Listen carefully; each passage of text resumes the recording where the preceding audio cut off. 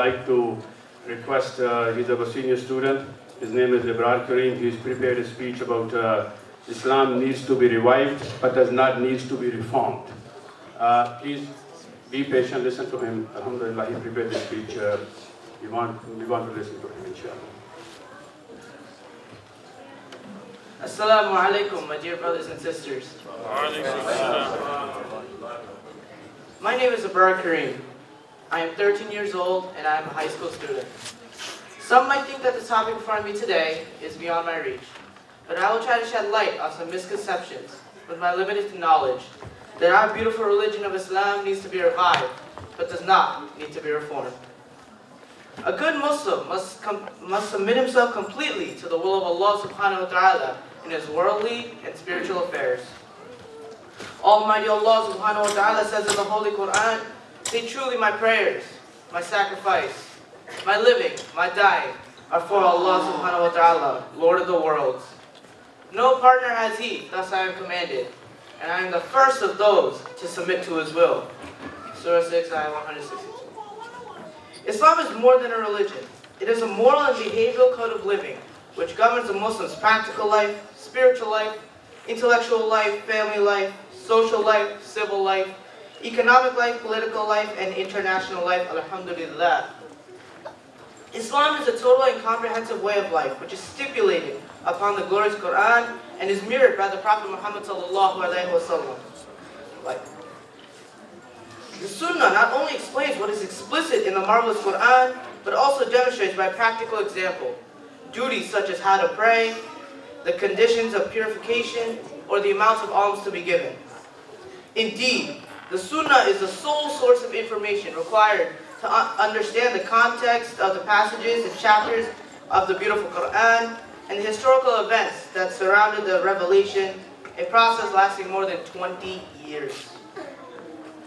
Islam is a complete and perfect way of life that leads to a balanced way of living. For instance, different systems of the human body unite to make a complete human body. If one system dysfunctions, it will affect the whole body. Similarly, Islam establishes a system of laws that integrate all parts of society to bring peace and happiness to all of its members.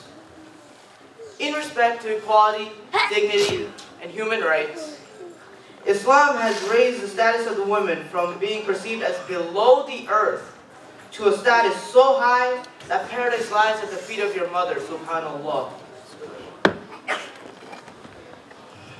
As early as the 7th century, the Prophet Muhammad sallallahu alaihi wasallam declared the pursuit of knowledge is for the Muslim, male or female. Women played a very important role and were active participants in the functioning of Islamic society. They had expressed their opinion freely, and their advice was frequently sought. Having said this, I will highlight what some scholars have said about our beloved Prophet sallallahu alaihi wasallam. John Esposito sees Muhammad sallallahu alaihi wasallam as a reformer who condemned the practices of pagan Arabs, such as exploitation of the poor, murder, adultery, and theft. William Montgomery stated that Muhammad sallallahu alaihi wasallam was both a social and moral reformer. He further wrote that Muhammad sallallahu alaihi wasallam created a new system of social security and a new family structure, both of which was a vast improvement over past practice. Bernard Lewis also noted that Muhammad sallallahu alaihi wasallam started the process of reformation of slavery and its eventual abolition, an important practice that was inherited from the Roman and Byzantine Empire. Michael Bonner stated that the glorious Quran provided a blueprint for a new order in society. He said that the Holy Quran's distinctive set of economic and social arrangements resulted in the eradication of poverty and championed the vital role of the poor that effectuated a strong series of improvements over the status quo.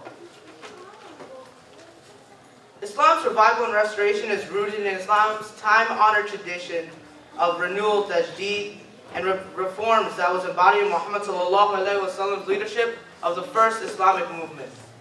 At the heart of the revivalist worldview is the belief that the Muslim world is in a state of decline and the departure from the straight path of Islam. The proposed cure is to return to Islam's in one personal and public life, so as to ensure restoration of an individual's Islamic identities, values, and empowerment. If the majority of Muslims have nothing to do with the grave events that have come to be associated with this perfect religion, then why is there a cry to reform it? It is argued that the Muslim world is in its current state because Islam hasn't been reformed. This is ignorant of the fact that the Muslim world has been reformed through colonialism. The European powers aimed to reform Islam and removed Islam from political life in Muslim lands and altered it with secular ideas. Now secular reformists like to claim that terrorist violence is caused by Islam. However, their claim has been disproven by numerous secular philosophers, including John Locke. This beautiful deen of Allah subhanahu wa ta'ala needs to be restored, needs to be renewed, needs to be revived, and needs to be reinvigorated, needs to be revitalized. But however, it does not need to be reformed. ITV, Call of Peace, Save Humanity.